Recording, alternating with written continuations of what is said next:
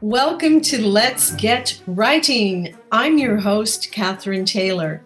Let's Get Writing is all about the writing process from creation to publication. And here is where you can find inspiration, ideas, and meet the people behind the stories. We bring books to life and so much more.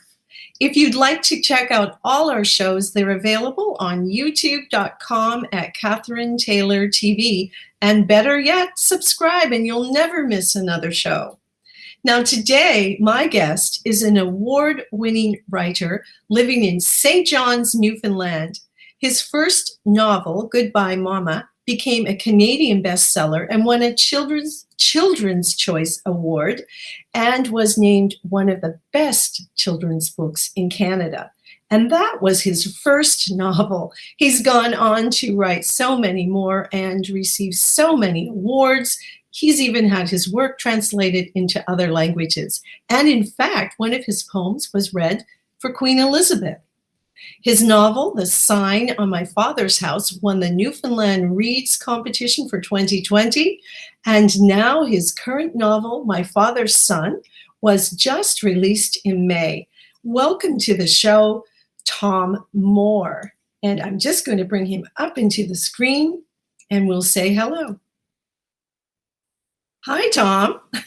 Hi, Catherine. Hello, right back to you and your listeners. Yeah, it's a pleasure to have you on the show. You know, when I was reading the information about you, there's so many awards and accomplishments that you've done in your writing, and I couldn't include them all, but I will include them in the show notes. And I'm just going to hold up the most recent book here, My Father's Son, and published by Flanker Press. And we just want to learn all about you and as a writer and the things that inspire you. And just share your story. But maybe to start, let's do that. Just share your story. How did you come to be a writer? Well, first of all, let me thank you for your interest in my work. It's a lot of work to write a book, but then the process becomes trying to get people to read it, getting the word out there, and media like yourself help us a lot. My writing is mostly based upon my personal experiences. I noticed that my characters are like high school teachers, now retired high school teacher, or a young boy growing up in rural Newfoundland, moving to the big city just like I did. So I can see a pattern of reflection in my work about the things that happened to me, the people that I met in my life, and how they affected my view of reality, of the life that we lead. And you know, it's often said, and write about what you know, what you're familiar with, because I'm thinking it allows characters to be more real, more three-dimensional. And we can mention that you were, for your career, a high school English teacher. And I'm sure you got to encounter and encourage many people. I know some of my English teachers throughout the years really changed my life and my approach to writing. So did you find that a rewarding job?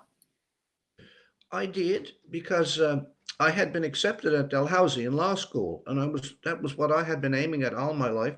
But I realized that I was reading all the books that I would be studying anyway, and I wanted to stay in Newfoundland. I had fallen in love, and then those reasons combined to keep me. And so I passed on my career as a possible lawyer and started studying. Then I won a fellowship at Mon and stayed in Newfoundland to continue my work as a teacher, I guess. Well, we're glad you did stay here and that you set so much of your work here and reflect our culture. Maybe you would have been writing legal books if you had gone the other way. I suspect you would have been writing. I really do. Not a real happy thought. Not a real happy thought. You like what you're doing. So you did grow up around the coast of Newfoundland, Tom? Yes, I grew up in rural Newfoundland, in Avondale, and then moved to St. John's to go to university. And so my characters follow the same path as I mentioned. Yeah, and so when you're creating a book, how do you approach it? Do you have the whole idea mapped out in your head? Are you someone who plans your book? And tell me a little bit about that process for you. For me, it has to be an experience or an idea that consumes me, that I feel very motivated, because as I say, it takes 2 years pretty well to write a book. One of mine took long, lot more than that. But you gotta have the motivation. So it's something that not only inspires you, but urges you that you want to share your vision with other people. A writer puts order on a disorderly world. The chaos that we are born into, a writer puts a picture, a framework that you can look at and say, "Oh, that's what it's all about." And hopefully, it'll entertain you, first of all. It'll perhaps inform you of things that you didn't hardly either know about or think a lot about. And also, if it's really good, and some of my stuff is, it'll give you goosebumps, or your hair stand up on the back of your neck. It'll kind of inspire you, take you beyond the normal humdrum of this is good advice. Well, when you're writing and you've got that blank computer screen in front of you, and do you have an outline? Do you work that way, or where do you get your ideas? I know you say you draw from life. That's a good question. The way it comes to me these last 10 years, I get dialogue. I get exchanges between people, maybe only one sentence, a good line, and I save it. And I have a file, and my notes become the outline for my book. I really don't know where it's going at first. It sort of evolves itself. Words, ideas, like the change between rural and urban Newfoundland. The relation of father and son is a predominant theme in my books lately. And I sort of, before I forget it, I write it down quickly in my MacBook Pro and keep it in a file. And as I say, then I'm almost ready to do a rough outline and start my first draft, see where that goes. But you asked me for a bit of advice about writing for anyone who's trying to become a writer. And it's easy to give advice, of course. But I think there's a big difference between the first draft and the edited version. Let it all go in the first draft. Don't hesitate. Don't say that won't make sense. Put everything down in the first draft, and then you've got a first draft. If you keep trying to perfect it through the process, you'll never have a book. You got to everything down. There's nothing wrong in the first draft. You do that for yourself. The door is closed. The office door is closed. Even if it seems, I don't want anyone to know that. That's okay. Get it down. And then you can always improve, but you've got to have something. You've got to have a rough draft, we'll call it, because you can't improve on nothing. And actually, it's nice to hear you say that, because when we get your books and we read your books, they're wonderfully put together, and we automatically think that, oh, well, Tom Moore just writes a book. And so it's nice to know that you go through the same process as every other writer. It's mostly with me editing, rewriting, polishing, honing, trying to get the exact bon mot. What's your typical day like, Tom? When do you like to write? Are you someone that does it late at night, early in the morning, anytime, anywhere? I go through periods where I write quite a bit every day, and then I go through periods where it's like fallow, let the ground stay fallow, and see what happens. So it's when I'm retired, I can do as I like, write when I like, and it's a wonderful boon to have from my writing. So my pattern is in the mornings when I wake up, when I'm not quite awake, that's when I seem to get an awful lot of ideas. You're still in the dream world, and you're still not quite in the dream world. And what I got to remember is to get it down on the old MacBook Pro before I get into the daily routine and forget what I had been contemplating, thinking about. Yeah, Then, as I say, it's a rewriting process for me. It's elusive how those ideas are. If you don't seem to grab them at the time that they're in your head, yes, they're bye. yes. I think there's something else at work though. It's almost like inspiration. Sometimes you get something and it's so true. You know it's true, and you can't wait to tell everybody about it. I guess you'd call it an idea. I call it an inspiration. Could be a line of dialogue or a relationship between two people that suddenly something clicks. And I get a feeling sometimes that I'm drawing on a greater power than my own wit to put the words on the paper. Some kind of a, I don't know, I don't want to get spooky, but like a spirit. Yeats called it the spiritus Mm. mundi, the spirit of all the people in the world, the spirit of the world. It's kind of an intangible uh, consciousness, perhaps, that sometimes you click into. And the Mhm. Greeks called it, pure the muses. They had 9 muses. Every civilization, I think, has a different way of looking at it, and no one can really understand it. Best that I can do is when it comes, don't question it or try to be philosophical about it. Just get it down on paper and follow your instincts. Yeah, you know what you're saying makes complete sense to me because I've been in that zone before too, where it's almost just like the ideas are coming and flowing quite well, and you get them down. Like you say, you may have to edit it, but it's flowing and it's coming, and you don't want to fight that. You want to be there and be Yes, ready. Yeah. sometimes the magic works. Did you see the movie Little Big Man, Dustin Hoffman? He's Dan Yes. George. Yeah. He goes up on the mountain to die, and he lies down and it rains, and he doesn't die. And he says, sometimes the magic works, and sometimes the magic doesn't work. But you got to True in show writing up. too. Yeah. But you know, in order to catch that magic, you got to show up at those times. But it sounds like perhaps you're not someone who forces yourself to be at the computer every day. Am I True. wrong? Is you No, kind of you are right. You are right. hmm Mm. I enjoy it when I'm there, but I'm not always there. yeah, but I mean, I like to hear that too because I feel the same way. I'm not always there, but there are times where I go very intensely at it. What Yeah. about when you're do you have favorite characters? You know, do your Oh characters yes. Oh engage with yes. you? Do they tell you what to do?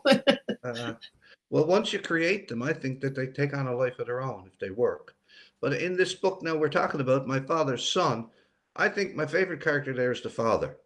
He's so Mm, opinionated and a bit odd, eccentric, we'll say, and he has a certain moral code that he won't vary from at all. And this creates a big problem because he's always at odds with people in the community or institutions of power like the politicians and the church. And now the big oil company has come into Curlew to start fracking for oil. And everybody's very enthused and happy about that because it gives the community a new resurgence financially. He's buying up John Barron is his name.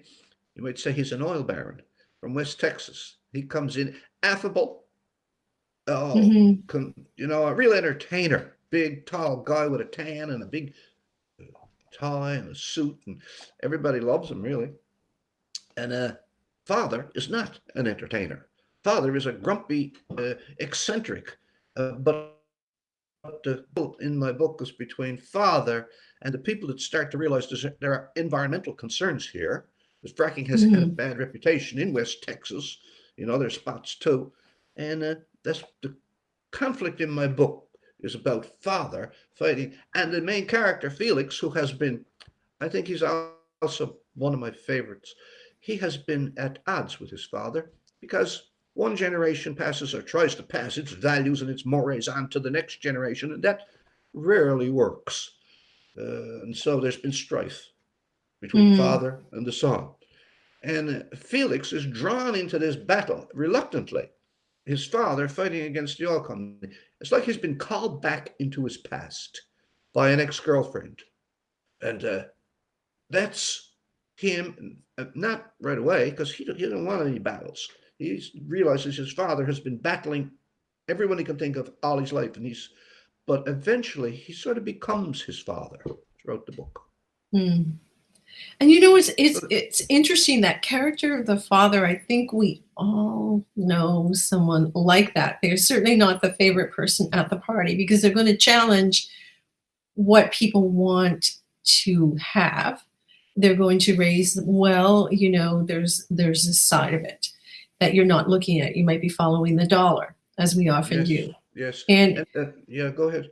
no, as many times in Newfoundland, in some ways, I think these things have happened where, and as we mentioned before, in any place where people are looking for wealth or a future, they're more open to having someone come in and solve this for them. And then when you get the father that says, no, you get conflict. Felix loves his father very much, but he hasn't had the permission to love his father by his father. His father's always been too busy running around fighting things that he feels are a detriment to the society that he's living in. He's a very honest fellow, and a very, very strong, decent, ethical character. But as a father, maybe not so much. Mm. So do you write out you go ahead, Tom. No, I forget now what I was going to say, but no harm. Well, I was going to ask you if you write out character sketches, because as you're talking about this, you're well, obviously you're so familiar with your characters, but do you actually do sketches along the way? I think I can say I do. I was going to say no, but I think I do. Like, I sometimes, if I'm trying to get my head around a new character and how they would behave in that way. Father's no problem to me anymore. I've got him figured out. Felix, I understand, because he's pretty well me, in a manner of speaking. It is fiction, but in a manner of speaking, I get a lot of my ideas about Felix from the experiences that I've had with other people. But yeah, I do draw like a maybe just a shopping list of things, probably characteristics that I want to see in that person. And creating the conflict. It's pretty neat to talk to you and hear the passion in your voice for your story that you're telling. And I think, I mean, even I could see this one as a film. I think it would make an incredible film as well. Do you ever think in terms in that way? Do you visually see your books that way? I do very much. In fact, I wrote a film script. I didn't mention, but I was in Hollywood for 3 years studying cinematography. And I see a lot of it in frames and pictures. And I wrote a film script called The Killers, and it won the Arts and Letters competition there a number of years ago. Not surprised. So I do see it in visual terms, yes, of course. Yeah. And maybe that's something that writers do see. I've never thought about it before until I was talking to you now, that we maybe see more visually. I don't know. Be interesting to explore that. Any thoughts on it? No, not really. It's just that if you can see it in your head, you're only halfway there. You've got to put the words on the page so that a reader will look at those words and they will see it in their head. That's quite a challenge. It's not about you. You almost must become invisible. It's between the words and the person reading the words. W.O. Mitchell said, you're right. W.O. Mitchell, famous Canadian novelist, he said, think what you're going to say, figure out what you're going to say, and then don't say it. If you say it, like you tell your son, don't smoke cigarettes, and you got a pack of cigarettes in your pocket, there's no good of saying it. It's got to come to the other person in a manner that they discover it, not you telling them. It cheapens the process if you just preach. That's very, very good advice. And it also doesn't work well in real life either. No, it doesn't. I found that out many times with my students and with others. Yeah, none of us like that preaching advice. We all want to experience it and figure it out for ourselves. That's right. My goodness. And one thing I find with what's happened over the past year, it's really impacted writers. You're not able to get out. I mean, part of writing a book is the joy of someone reading your book, as you said, and you haven't been able to get out to book signings and so on. How does that, how does that affect you, or what are you hoping for? It's made it difficult at first, almost impossible at first. We had a book launch planned, canceled. We had Arts and Letters competition award ceremonies canceled. As you mentioned, I won the Newfoundland Labrador Reads 2020 competition. I was looking forward to the award ceremony so I could get a bit of publicity for my book. Canceled. I've been hired anyway to do a number of things. Everything canceled. So you're home, doors barred, you can't get out. Now try to tell everybody about your book. Good luck with that. So I discovered Facebook. And I have my Facebook, every Thursday night I'm on Facebook Live talking about my books, and people tune in and I read a little bit, maybe 10 minutes, and then we talk about my books. And we talk about writing in general, just like you and I are doing now. I give out a free book every Thursday night to someone who kind enough to view it. Interesting. And I did view it last night. I didn't catch it live, but I caught it after.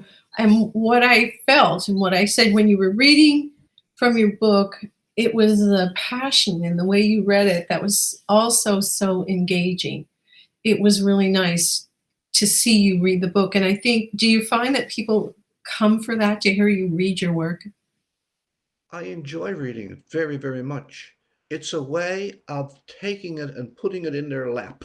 Not just there's a book over there on the shelf. Be nice if you read it.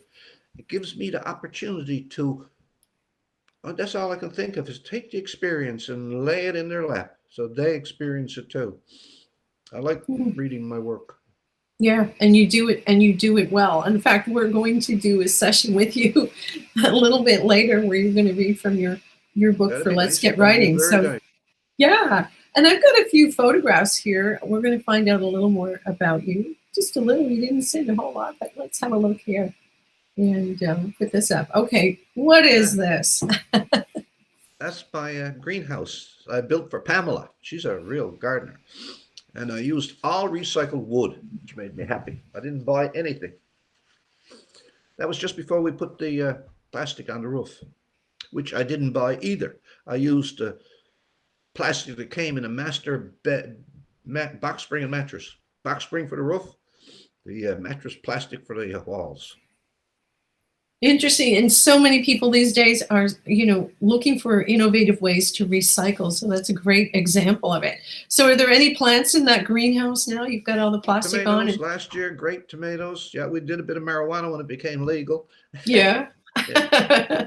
And why not? I didn't succeed very well with my plants, aphids. It was just an enthusiasm that waned very quickly. Now it's all tomatoes. All tomatoes. Hey, Italian sauces. Do you Different enjoy varieties, cooking? right? Little baby tomatoes and bigger ones. Excellent. And let's see what we have next. Aha, your latest book.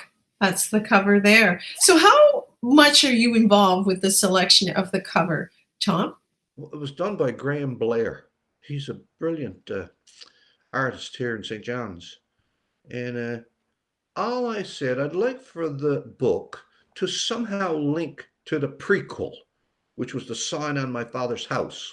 So the title helped, but his work, I don't know if I can show you, but here's the cover of the prequel. Okay, go a bit to the, there you go. Got it? Okay. And Yeah. you can see the blues. You can see the Mm-hmm. blues and a little bit of gold and the sky. So he not only did a wonderful job, but he linked the two books together so that you can see where Felix started his journey, and this book is where it continues. Mm-hmm. And so when you think of the cover, do you feel, I mean, I feel this, that if you get the cover wrong, that you stand to lose a lot of readers. Like that, I feel the cover is very important to catch the right person, to sort of get the book in a picture. Yes, well, I'm fortunate to have Flanker Press as my publisher now, and they handle all that. And Graham has worked with them before, so they suggested him, and I was just so delighted that they were taking care of all that. I've self-published 2 books, and man, that's a lot of work, as Mm-hmm. you may know. But I'm at the age in life now where I want to just read, think, write, not out flogging books. I love doing Mm-hmm. this now, telling people about my book, but promotion and distribution is a lot to take on. And I know a lot of the writers who are listening are familiar with that too. Mm. So I could have a say, and I bet if I had said something strongly, it would have been influential. But I just let those guys do what they do so well. They I'm the do so writer. well. Yeah, Exactly. Yeah. And I'm sure they appreciate that too, because they know they're part of the business and they have a lot of formulas behind them. that's great. Look at you here. This is at Chapters. So this was a little while ago, and Oh, okay. I yeah, didn't notice it. yeah, yeah. So Yeah, that that's was the one of book your, launch. That was yeah. the book launch, and in those days we could have book launches. You could dress up and put on a nice jacket and go out and tell everybody about your book, and they'd be so happy to. Anyway, those person-to-person days, I hope they'll come back. But it's bad in a way, but it's not bad in a way. I've been introduced to social media I wasn't even on Facebook before this occurred. And now I'm on every Thursday night telling people about my books. And I'm out here with you again. Hmm. We've done And that's Zoom, true. we've done it all. Yeah. And I think the same way when this show was being done in a studio, strictly with Rogers TV, it would have been very difficult for me to have you on as a guest. You would have had to have been coming to central Newfoundland, and that limits scheduling and who I could interview. So for me as well, moving to a platform online like this opened the world. You're And doing wonderful work. You're doing wonderful work to give writers like myself the opportunity to be heard about by people out there, your listeners, your viewers.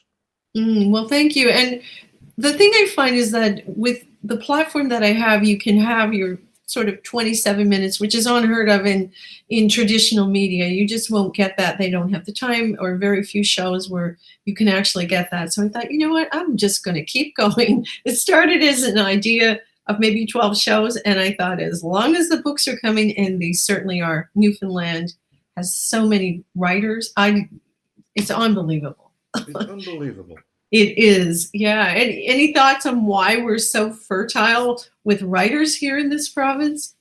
Well, my dear friend, now deceased, Gerald Squires, said he wanted to be the only Newfoundlander who did not write a book. Gerald figured everybody was writing a book, so okay. He wanted to be. Is he a painter or no? Gerald's a painter, yeah. Yeah. Really good, really yeah, good. He did the cover of 3 of my books. Yeah. Including Goodbye Momma. Yeah, and there's another area where we excel as well. Our art coming out of this province, the poetry and music. I think we're very fortunate in whatever energy we have going here. We're very fortunate. We are, and there's only like 500,000 of us. Yeah. That's the amazing part about it. So what's up next for you, Tom? Are you working on another book now? I've got 2 or 3 projects on the go right now. I've got a collection of stories that I'm working on. And I've got the 3rd in the series of this book, the Felix books. It's about his son. So the first one is about his relationship with his father. The second one is about his relationship with his father and his son. And the third one is called The Book of Joel. And it's about his relationship with his son. Well, get writing. I can't wait to read that one. Get back to work. But, I want to thank you so much for the time you took today to sit with me and to share your insights, which are considerable. And just to wish you so much good fortune as you continue to enjoy retirement and write more books.